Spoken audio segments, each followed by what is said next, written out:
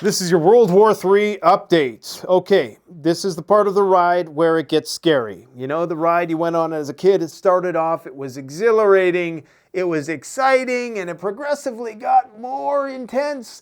And then it got to the point where you were getting kind of sick and woozy, and then you regretted getting on the ride, and you vowed never to get on that ride once again. Well, we're somewhere in between scary and puking our guts out. That's where this is about to go with this trade war that is unofficially set to start today. Now, whether or not that's true, we don't know. There's a lot of mixed messaging coming out of the White House. One day Donald Trump says it's happening tomorrow. The next he says it's going to happen on April 2nd because he doesn't want to do it on April Fools because everybody would think it's a joke.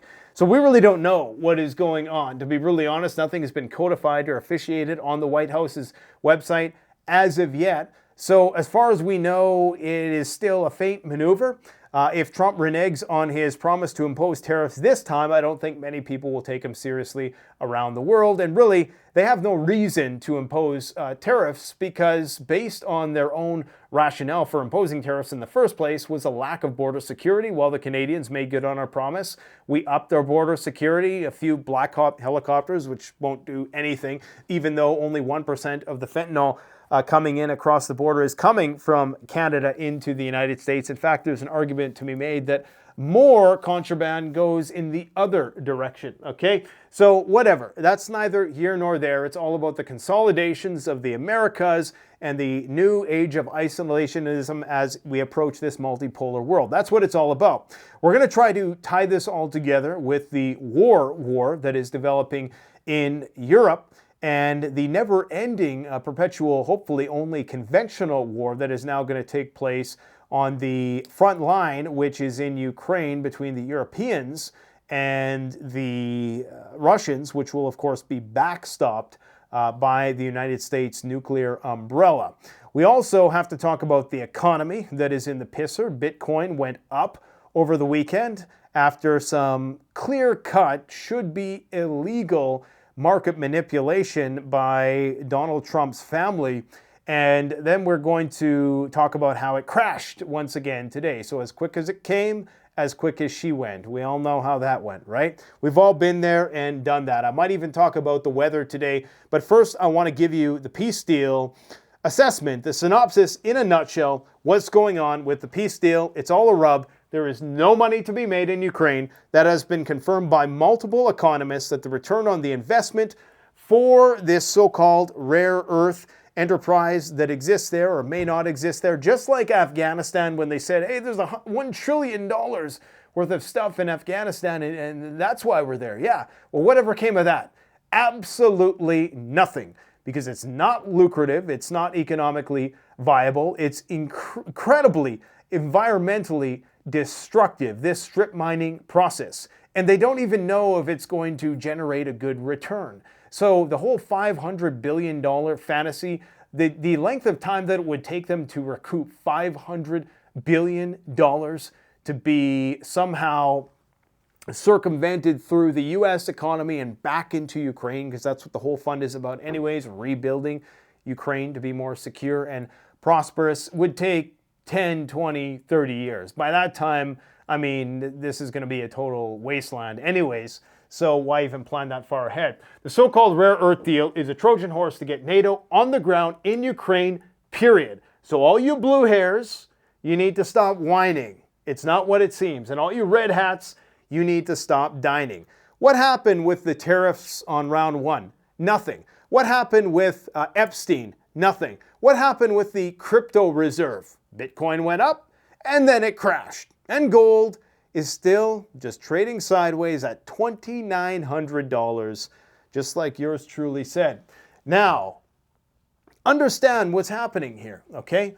This is a Trojan horse for NATO to get involved in the Ukraine war. This is a tripwire force. These are human shields that are going to be put on the ground as private military contractors under the guise of rebuilding Ukraine. The Russians do not want this. Donald Trump knows there's no money to be made here, but he needs Zelensky, I guess, for optics to genuflect at the altar of MAGA in order to win some political points and at the same time say we won something and we got some sort of deal. The Russians do not, absolutely do not, want the Americans to establish some foothold, especially if there's some auxiliary European peacekeeping force in there. Today, we have France Rafale jets flying in Ukraine, okay? These are flying in Ukraine. Now, I don't know when Ukrainian fighters got trained on France fighter jets, but what I do know is that France is getting ready, and this is the real secret messaging here that nobody, this is why you come to this channel, because you want to be ahead of the curve. Get a load of this.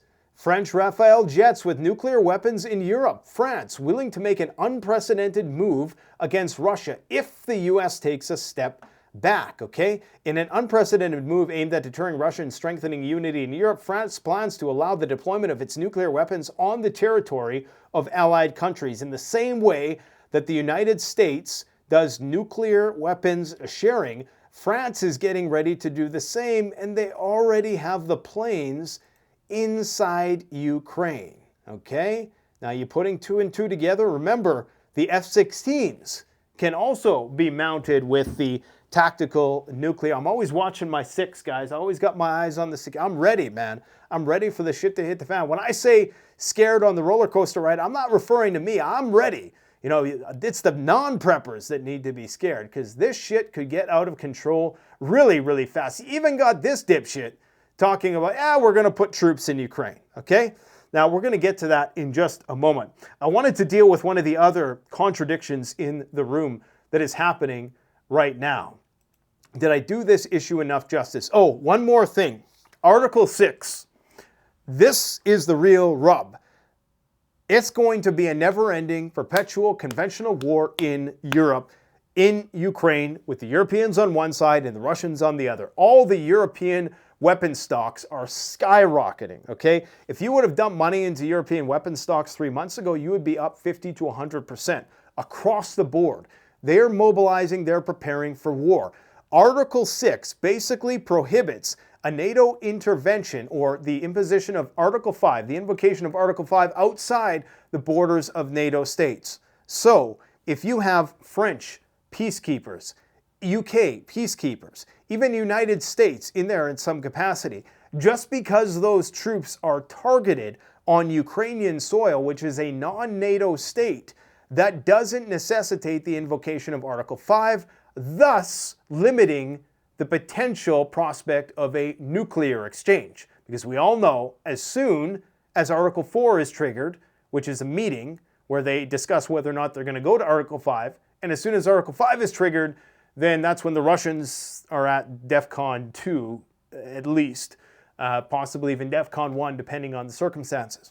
So we don't have to worry about things going nuclear unless the Russians are on the verge of strategic defeat, and the Europeans drag this out so long that it destroys the Russian economy in some significant way where they're not able to bounce back, or it creates civil unrest, civil disorder. Vladimir Putin has no other alternative but to make a statement, likely in the form of a demonstrative nuclear strike somewhere where there's not a lot of people. Nonetheless, that's how things could escalate. We're going to have a perpetual state of war. Look, if Donald Trump and his crew wanted out of this thing, why are they so hell-bent on a deal that's not going to make money? That's not just from me.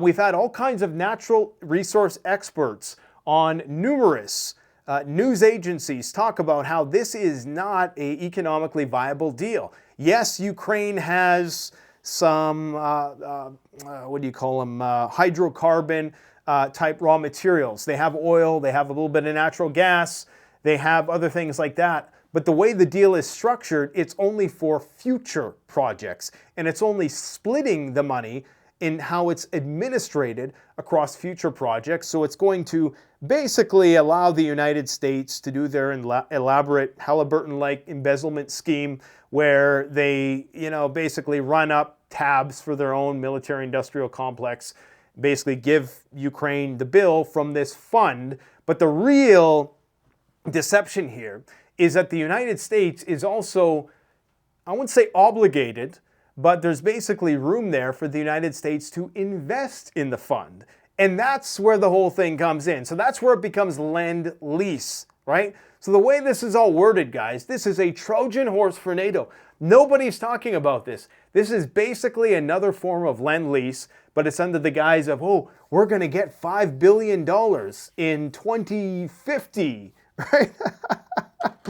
No, man, nothing is as it seems. So blue hairs, stop your bitching, and red hairs, stop celebrating. We all lose in war. Now, case in point, I can't show these videos because YouTube will totally demonetize it. These are videos of Ukrainian men getting dragged off the street, kicking and screaming against their will. These are random people. And the Ukrainian government is doing this illegally, okay? Because these guys, they're not like, okay, they're looking for a guy, they have his name, and they know that he's been called up for military service and that sort of thing. These are just random guys. They scoop off the street, walking their dog, you know, going for bike rides. This is why guys in Ukraine are hiding out, and it's like a 20-to-1 female to male ratio, which is probably why human trafficking is such a problem there, which is probably maybe where Epstein ties into all this. Anyways, what's happening there, okay? You're never going to see the blue hairs freak out about this because they don't know about this, because this stuff is shadow banned. This happens thousands of times. There are hundreds of videos. I would venture to say well over 1,000 unique videos of these type of events happening, and they're becoming increasingly more egregious by the day.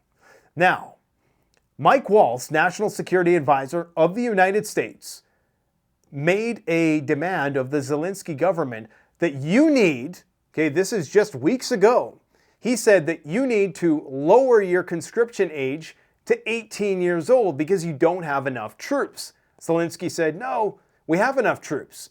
We have 800,000 troops or whatever many amount of troops he says he has. People don't really know the numbers. Nobody knows the amount of dead. It's, you know, history is written by the winners. Anyways, so Mike Waltz wants conscription down to 18.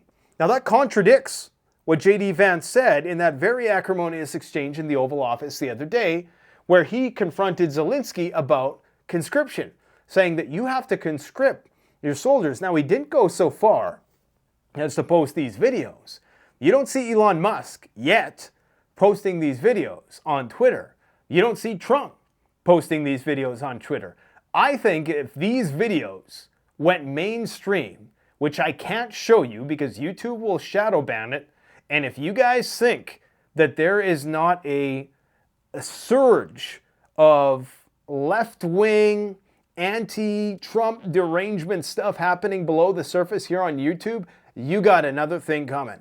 If you think it's just going to be a hop, skip, and a jump red wave for years and years to come, you got another thing coming. I can tell you by the views that NAFO accounts versus pro-Russian mega accounts are getting here on YouTube, it's not even comparable, okay? There is some, and I wanted to do a dedicated video on this particular topic. I'm going on a bit of a tangent right now. This is a total tangent, but you need to hear this because I said this before. The pendulum is going to swing back. And what worries me most is what's going to happen when Trump and Elon aren't there anymore. What sort of comeuppance is going to be waged and what sort of revenge is going to be taken by the left on the return. Now, you guys know I'm apolitical, but I understand, like, you're seeing what's happening with Doge and Elon and Trump. There's a inversion that happens, okay? And what you're seeing in every European country right now, you're seeing it in Canada, and you're seeing it in Ukraine. Since, I would venture to say, and this is an educated guess, that after what happened in the Oval Office, I bet you any money Zelensky's popularity went up in Ukraine. In the same way that Trudeau's popularity and Carney's and the Liberals' popularity is going up, so long as we have the orange menace, barbarian at the gate, Donald Trump, it's great for the Liberals who want to take away all our guns.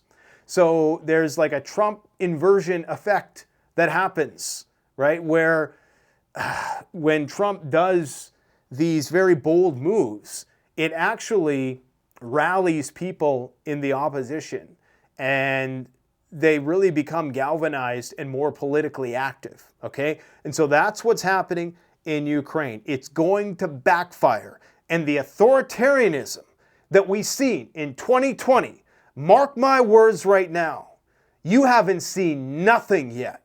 When these guys come back for revenge, it is going to be vicious. Trust me, this is why I always caution against going too far. I say don't go too far. Don't push them that much. Try to be a bit more moderate in the changes. I understand that you can't do anything. You got to go in there and you got to make some changes somehow. And sometimes that means really disturbing things a little bit. But trust me, guys, when this thing comes back in the other direction, it's going to get really, really ugly. This is the way it always goes. And that pendulum is going to swing until it's a civil war. I don't know when it's going to happen, but I predicted this back in 2016. I said, just watch the pendulum swing back the other way. What did we have? We had 2020 come around.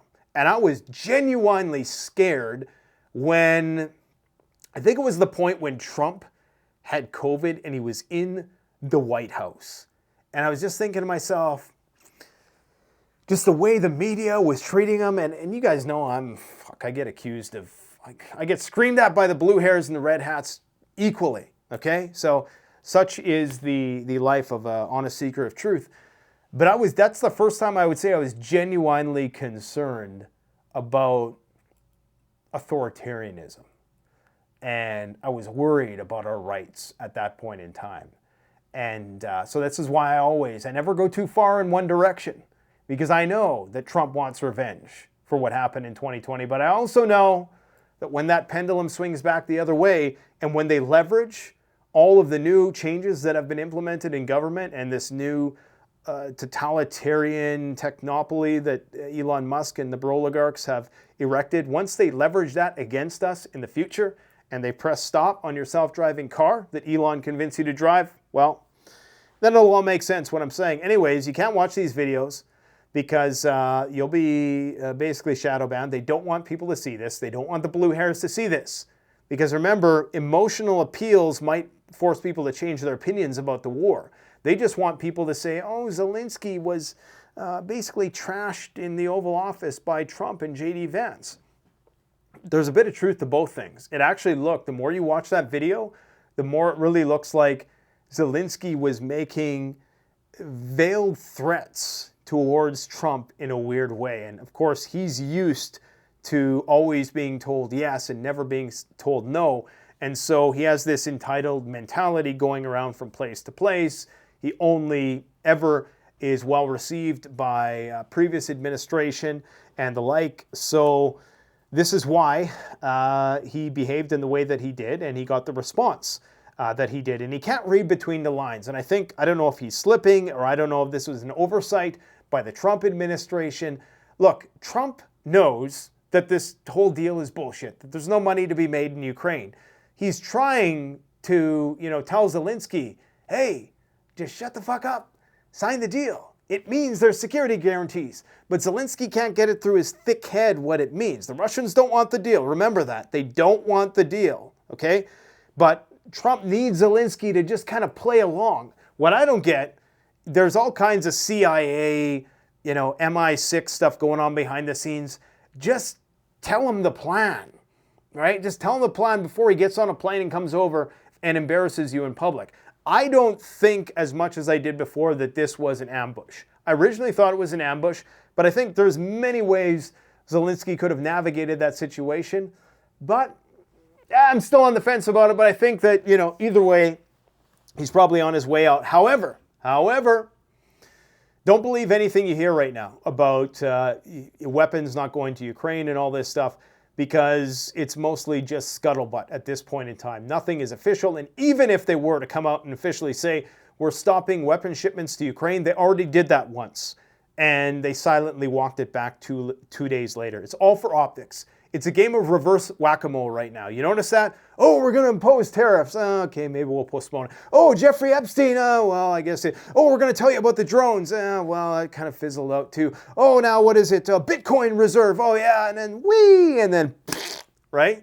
So this is what it's just distraction.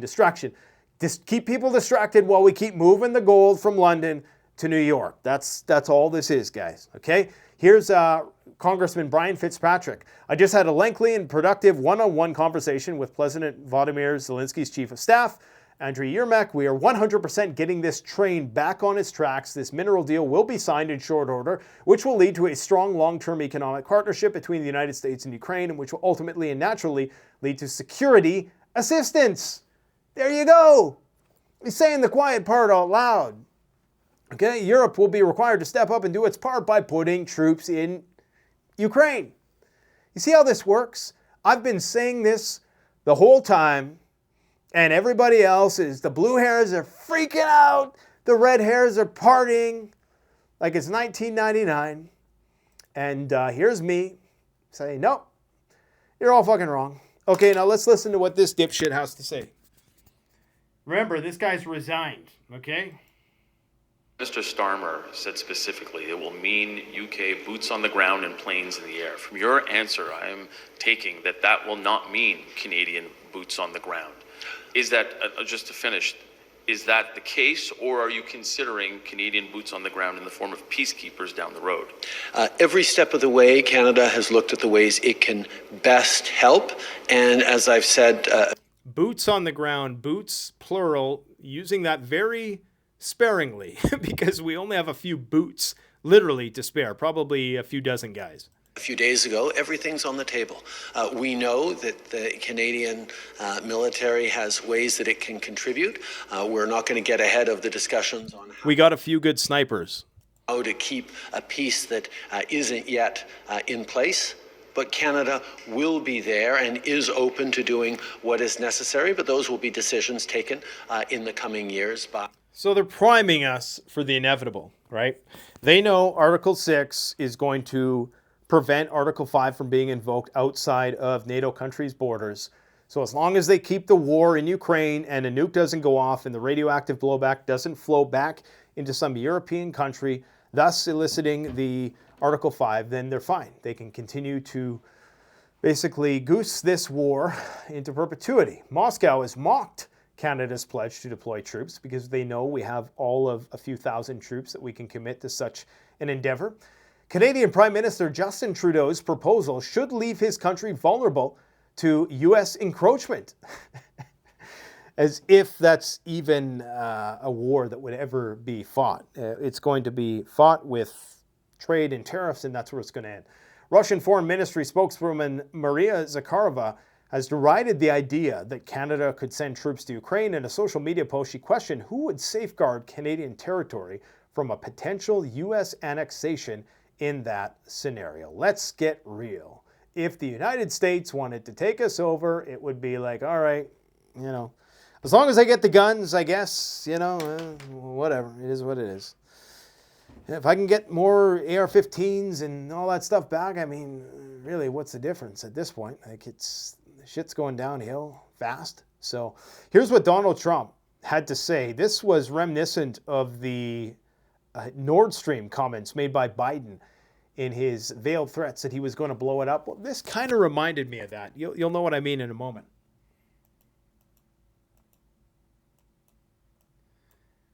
Going on here. Pause. Let's get this going again here. Everybody has to get into a room, so to speak, and we have to make a deal. And the deal can be made very fast. It should not be that hard a deal to make. It can be made very fast. Now, maybe somebody doesn't want to make a deal. And if somebody doesn't want to make a deal, I think that person won't be around very long. That person will not be listened to very long. Because I believe that Russia wants to make a deal. I believe certainly the people of Ukraine want to make a deal. They've suffered more than anybody else. Well, this is where Trump's plan backfires because Zelensky's popularity probably goes up, despite the fact that everybody is scared to send their sons outside for milk because they're worried they're going to get scooped up by the Gestapo. Nonetheless, Trump somewhat made a threat there against Zelensky open to interpretation. Obviously, if you were to take out Zelensky, you'd have a lot of problems. These are gangsters, okay? These are hardcore gangsters running this thing. I don't think Zelensky is in charge, not for a second. He's clearly a made man in every possible way, especially when you look at him dancing in tights just a few years ago. I'm sure he's maybe moved up the ranks a little bit, but the people behind Zelensky are the ones that Trump is, of course, talking to. So if they want him deposed, that can likely happen, however, not without consequence. Now, Elon Musk proposed that granting Zelensky amnesty in another country would be a possible solution. Because if Zelensky is just trying to save himself from repercussions by the more radicalized elements within the Ukrainian military who don't want him to surrender and relinquish control, then they could possibly provide him with a safe space, which is not guaranteeing that he is not going to fall out of a window someday or succumb to a random heart attack or whatever other way that the CIA takes guys out. But this seemed to be, I think, the most reasonable thing that could happen at this point is Zelensky just resigns and somebody assumes the reins of power, and that potentially is a point in which negotiations can begin. That would be an inroad into negotiations potentially, and even if only just the cessation of hostilities to the extent where an election was possible. Now, the problem is the United States doesn't want to leave a power vacuum in Ukraine either, because that can get out of control. At least with Zelensky, you know, the devil you know is better than the one you don't. So that's something to keep in mind also. I'm sorry if I don't just disseminate the news verbatim like I'm Alexa or ChatGPT 4 or Siri. I actually like to think, and I hope you guys like to think too. Europeans are moving towards seizing 200 billion worth of Russian assets. The French are discussing a proposal for the Kremlin to use its securities if it breaches a future ceasefire. This is why gold is going through the roof, has been for the longest time, because the Europeans want to confiscate Russian funds. They're already using the gains made on those funds, which is really just interest, and which really, of course, means that the value of that currency is depreciating, and they're really stealing from the Russians, which is why nobody wants to put their gold in European banks anymore. Nobody wants to hold euros because they know it can just be seized in a hot minute if you don't go through with the European plans. So that's potentially on the table. The Belarusian leader is saying that the Russians are never going to agree to having U.S. or French and German peacekeeping forces on the ground. Mind you, the red line for the Russians is fairly flexible. I mean, let's not forget it wasn't too long ago where Sergei Lavrov was talking about the F-16 as a nuclear deployment system and why it could never be over the skies inside Ukraine. Now we have French Rafale jets who are already flying in Ukraine, okay, as documented today, with potential nuclear capabilities. They could be outfitted with nukes, and France is going to extend its nuclear sharing program if the United States ceases in its protection and extending its nuclear umbrella over Europe. Donald Trump is going to address Congress tomorrow in an unofficial address. This is not a State of the Union. He says it's going to be big, and he's going to tell it like it is. I think it's going to be a do with the economy. I think it's going to be like, okay, we got to crash the economy, but it's going to bounce back before I'm out of office. If you're Trump and you know that this is the biggest bubble in the history of the U.S. economy, I mean, put that in perspective. People are like, oh, see, you said the stock market was going to crash last week and it didn't. Just wait, okay? It already is. It's just slow. And people don't understand, you know, in 1929, even after, was it Black Thursday, people thought that the market was back because there was a bull trap. And that's what happened all the way down into the mid-1930s. It took a while, took a minute for things to bottom out and for the bread lines to form. That's what will happen. But Trump needs to crash this thing sooner than later to set it up for the next guy, whoever it's going to be, probably Vance, to have something to run on that they rebuilt, and that now, but I think the reindustrialization process is going to take longer than they expected. And if they're throwing all these tariffs around, then I don't think it's going to make it easy. It's not. They had another spat on X. Zelensky is saying that the end of the war with Russia is very, very far away. And that's actually a sensible appraisal of the situation. Because unlike Trump's ephemeral statements about, well, this war can end in 24 hours or maybe 24 days, maybe, 2 or 4 months, maybe 24 months, maybe 24 years, who knows? Well, he is now attacking Zelensky once again, saying this is the worst statement that could have been made by Zelensky, and America will not put up with it much longer. It is what I was saying. This guy doesn't want peace as long as he has America's backing. In Europe, in the meeting they had with Zelensky, stated flatly that they cannot do the job without the U.S. Probably not a great statement to have been made in terms of a show of strength against Russia. What are they thinking? I don't know. Trump wants the deal. Okay, I am 100% certain that it's the Americans that want this deal more than the Ukrainians, and for some reason, the Ukrainians aren't signing it.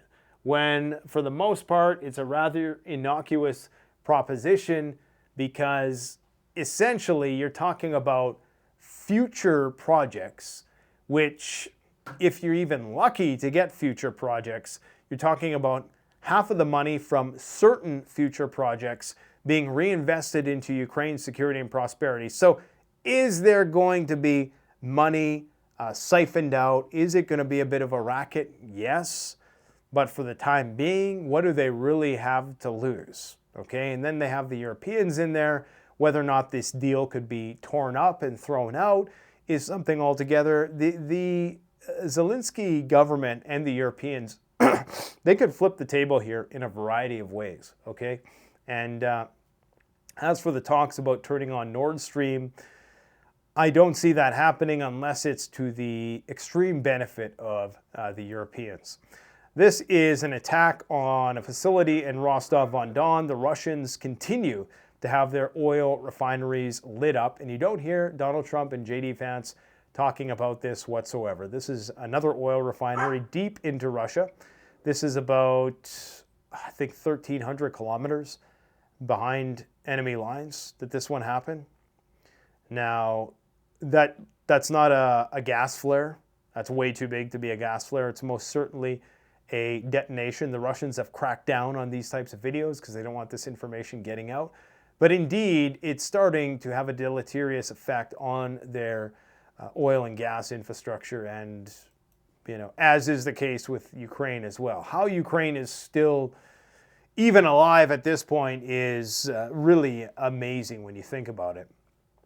There's a bit of a rift developing between Chancellor Merz and Donald Trump, who is accusing Trump and Vance of basically ambushing Zelensky in a manufactured escalation. So, of course, he wants to put Taurus missiles. So we're going to have our German Taurus missiles, our French nukes, and our UK Stormtroopers. Starmer suggests MPs will get a vote on deploying British troops in Ukraine. Sir Keir Starmer has suggested MPs will get a vote on a potential deployment of British troops in Ukraine, saying Parliament will be able to express its view. Express its view. But the situation is currently nowhere near that stage, he says. The Prime Minister responded to concerns of MPs on the coming into direct military conflict with a nuclear-armed Russia and potential personnel being sent into harm's way without a U.S. security agreement. Well, the Russians, up until this point, their red lines are basically to be toyed with and not taken seriously because they haven't really made good on any of their promises. People will say, well, yeah, but the real red lines haven't been crossed. And, I think that the goalpost has been moved many, many times. European countries are bringing back conscription, and just watch all of those immigrants. They're going to have the carrot of permanent residence and citizenship dangled if they just do 1 year of service. We promise we won't send you to Ukraine. We lied. We're going to send you to Ukraine. But don't worry, you're not going to die. Oh, okay, you might die. Well, maybe you lose a limb or something. Putin unleashes Iskander-M missile attack to sink container ship in Odessa carrying cargo of British weapons. So they sunk a British container ship in the Black Sea. The Black Sea that is now being surveilled once again by the Americans. And we also have British Typhoon jets flying in that region as well. So I don't think that it's the Ukrainians flying these jets, okay? And this is where it gets very gray.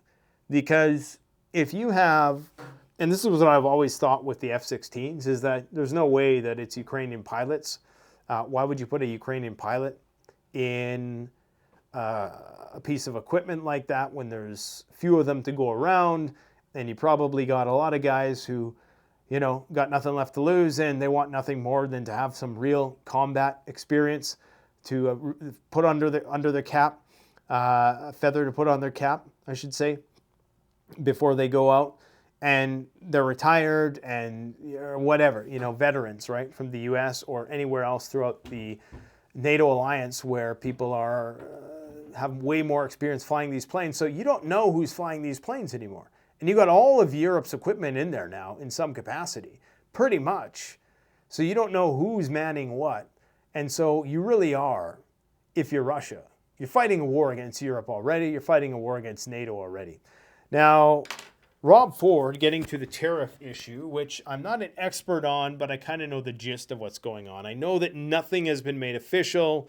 He says it's taking effect at midnight. Maybe they got all the paperwork done up. I don't know. But here's what Rob Ford had to say. He is the premier of Canada's biggest province, Ontario, where pretty much, what is it, like 50% of our people live?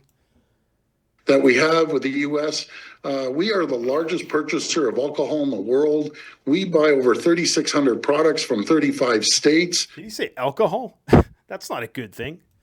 I talked to the governor of Kentucky and Mitch McConnell. Don't touch our bourbon. I'm going after absolutely everything. And I don't want to. We keep the lights on to 1.5 million homes in manufacturing in New York, in Michigan, and in Minnesota. If he wants to destroy our economy and our families, I will. Well, there's like 350 American people, so, you know, I'm not sure if that is going to be a deciding factor in these negotiations. Shut down the electricity going down to the U.S. And I'm telling you, we will do it. It's unfortunate. I would rather ship you more electricity, ship you more critical minerals. I want to ship you more energy, more potash to keep your farmers going. Oh, yeah, that's going to be a big one. Expect food riots soon. And uranium that you use for your nuclear power. That comes from Saskatchewan. Don't even try to take credit for that. It comes through from Saskatchewan over to okay, thanks. Ontario, and it's going to be a massive, massive problem. I'm telling you, we love the Canadians love Americans. I love the U.S. Everyone does. And not one American friend. When I lived there for 20 years, I've talked to all of them. Hardcore Republicans are saying this is the biggest mistake President Trump has done, and we're dead against it. And so, I mean, you know, it's hard to disagree with that, except for the fact that whatever they do is likely going to affect us more to an extent. However, it doesn't take much to cause some sort of economic contraction in the United States. It's a very sensitive economy right now, and Trump has to be very, very careful with what he's doing and choose his battles wisely. I'm not entirely convinced that he is a excellent 4D chess player, although some people are. Donald J. Trump, especially when he's rugging people and doing all this crypto bullshit. I mean, that was just dirty, man. Like, what the hell is this? What is this? Who is doing this shit? This, in any other security equity, that would be illegal, okay? Anyways, quick joke for you. Do you guys know about the Israeli mineral deal in exchange for all the money that the U.S. has been sending them under the radar for the last few weeks? Rubio just confirmed another $3 billion yesterday. Did you hear about the new mineral deal that we're going to have with them in order to get paid back? No, that's because it doesn't exist. Haha, that's a joke. Okay, what else we got here? Yeah, so Donald Trump is saying to the great farmers of the United States, get ready to start making a lot of agricultural product to be sold inside of the United States. So he's trying to say that, you know, they're not going to send as much food to Canada And Siri says April 2nd. So what does that mean? I don't know. April 2nd is tomorrow? What is it? And this is obviously fresh off the press because it only had 36 likes. This is on Truth Social. Has a lot more right now. But farmers are very concerned because, yes, potash is a big deal.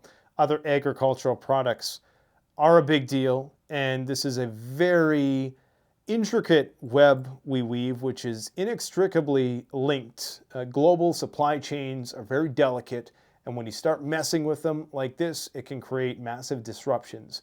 And while it might be true that maybe food supplies slightly diminish towards Canada and that maybe provides a bit of a glut in the United States, I highly doubt it. Because again, we're a 40 million strong population. You have 350 million people to feed. California feeds Canada in the wintertime, essentially with fruits and vegetables and that sort of thing. So, but we're still going to have to eat, so we're still going to buy the food, so everybody's just going to end up paying more for food.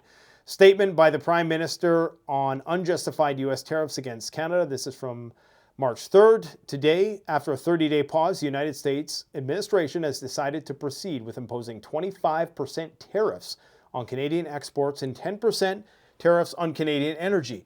Let me be unequivocally clear, there is no justification for these actions. He goes on to talk about the fentanyl thing, how it's unjustified. Canada will not let this unjustified decision to go unanswered. Should American tariffs come into effect tonight, Canada will, effective 12:01 tomorrow, respond with 25% tariffs against 155 billion of American goods, starting with tariffs on 30 billion worth of goods immediately and tariffs on the remaining 125 billion in 21 days. So I got to get in orders because everything at our store is going to go up 25%, except what comes from China, and we don't import a lot of stuff from China. Okay? For all you idiots who say that I only import from China, I know there's not many of you who still watch these videos this deep, but for the one guy, we import from everywhere. We got German axes, we got Japanese saws, we got American everything else, we got Canadian-made stuff. And yes, of course, it's impossible to avoid. Some stuff comes from China. And actually, the Chinese make better products nowadays. They make as good of a product as you want. That's what most people don't get. It's that we're too cheap to want to pay for the high quality. So they don't make us the high quality shit. This is going to be a problem very soon because the rich keep getting richer and the poor keep getting poorer. I'm a free market guy. I believe in the free market 110%. But there's an obvious tipping point to everything. And I often quote Jordan Peterson, who talks about the Pareto principle. And it's essentially that wealth gets consolidated to the point where it becomes too top-heavy and destabilizing, and eventually the proletariat revolt against the bourgeoisie. Okay, some Marxist terminology there. If you've ever read Marx. Most people who criticize Marx have never actually read any Marx. I would encourage you to read Marx, not so that you can become a Marxist, but so you can know thine enemy. Anyways, you can see high inequality in the United States, slightly less so in Canada, although I'd say it's still pretty extreme here. It's just that the US has way more billionaires, okay? In some places, extreme inequality, like in Brazil and the southern parts of Africa, where I presume the mining industry has led to huge disparities in income. It looks like Turkey is pretty big, and this one here, is that Pakistan? I think that's Pakistan. No, that's not Pakistan. That is one of the stands anyways. Uzbekistan or something like that. Either way, eventually this reaches a tipping point, and if we're lucky, it's going to not be a total blow off top. We're going to vent in the form of some kind of we are the 99% 2.0. There's going to be some reforms. There's going to be some universal basic income because people are going to be running out of jobs because Amazon is replacing Walmart and Amazon hires 35% less people. It creates 35% less jobs, okay? So, that's civil unrest. So we've talked about trade wars. We've talked about wars. We've talked about internecine socioeconomic conflicts. Now we're going to talk about the economic bubble that's about to burst. This is Global Economic Policy Uncertainty Index is at the highest ever. The highest ever. Nearly double what it was in the global financial crisis. People are scared.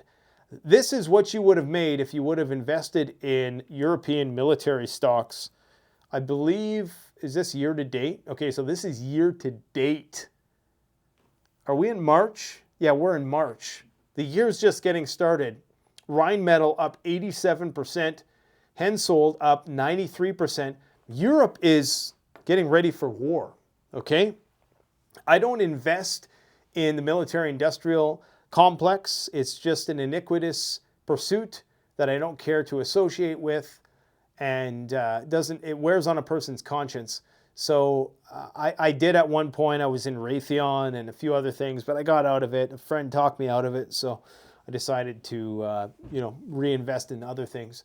But that's where the money's going to go. And then Lockheed Martin, Raytheon, Northrop Grumman, they're all going to follow in suit. Donald J. Trump and ammo. Ammo is something to... Ammo is one of those things because, as a pro-gun guy, I realize that investing in ammo is also investing in war, but it's also investing in the Second Amendment, which we don't have here in Canada. I wish we did. Maybe we will if we become the 51st state. Who knows? Donald J. Trump and this crypto nonsense bullshit. I noticed something today. This is something I noticed. If you turn this on its side, well, maybe in your relation to how you're looking at it, if you turn it that way, then this was what crypto was doing over the past couple weeks. It was up at like 95,000, and then people started saying, hey, he's not going to do a crypto reserve. There's no point. And then it went down. And it crashed, and then on Sunday night, when I believe was it Eric Trump who came out and he said, yeah, we did it Sunday night on purpose. And so this is clear market manipulation. I'm not sure if I have that tweet, or was it on True Social, or where was it? Either way, it rebounded on the hopes of the crypto reserve. And then it crashed again today for some reason. Like, what's up with that? Did somebody, who sold is the question, right? Really, really sketchy stuff. Anyways, it made this face of somebody who's shocked, right? What do they call that? Pareidolia, finding patterns in things where, there really isn't any patterns. Yeah, well, what can you do? World economy has changed. This is what's happening. The golden billion is no longer the golden billion. In 2017, it looks like, that's when we had the death cross for the West, where the BRICS started to surpass the golden billion in terms of their gross domestic product. And I'm not sure which is, if that's nominal or purchasing power parity, but that's only going to continue to go up, because you got to remember, and this is why the planet's going to get obscenely hot in the next 10 years, it's going to become unbearable. But these 7 billion people, okay, they're going to come online soon. And this is what most people don't understand. One person in the United States consumes 100 times the amount of energy as somebody in Africa, okay? Probably 50 times what somebody in India.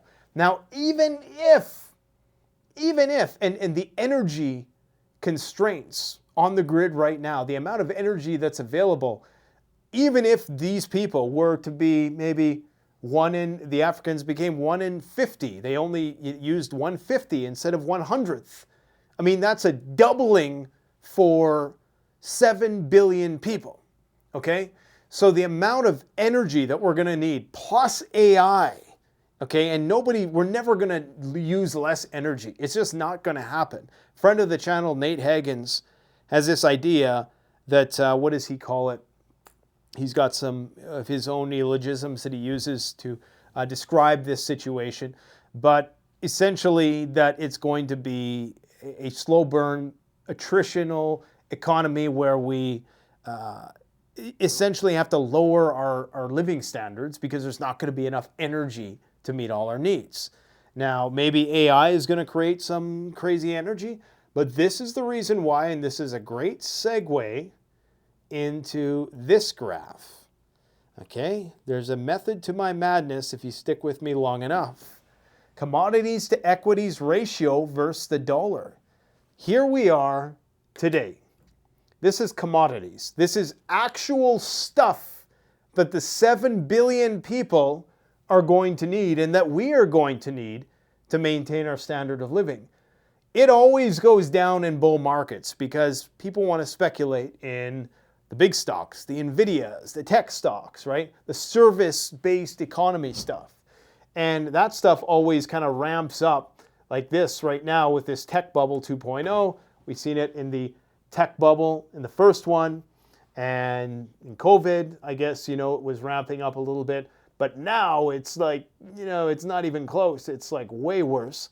And commodities are down. So commodities are anything that gets used, any like stuff, the actual stuff that goes into all the great products that get made and sold in the other equities, securities.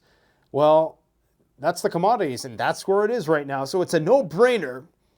People are like, oh, that's where I don't agree with Doomberg about the oil thing and how there's just boundless amounts of energy out there that's untapped.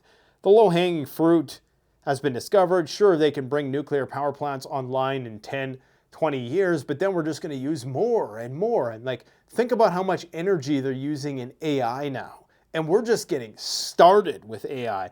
We're not even in the zygotic phase of AI at this point in time. It's going to, when you have an AI that can generate for you in real time a virtual world that looks real, okay, the amount of computing power, and that's where it's going to go. Okay, where they're already, Grok and ChatGPT-4 are creating Pong games for people. We're seeing the evolution, but it's happening fast. They're already making 3D games now. So it's like, it's much faster than the 1970 Atari transition to PlayStation 5. That's going to be condensed into like maybe a couple of years.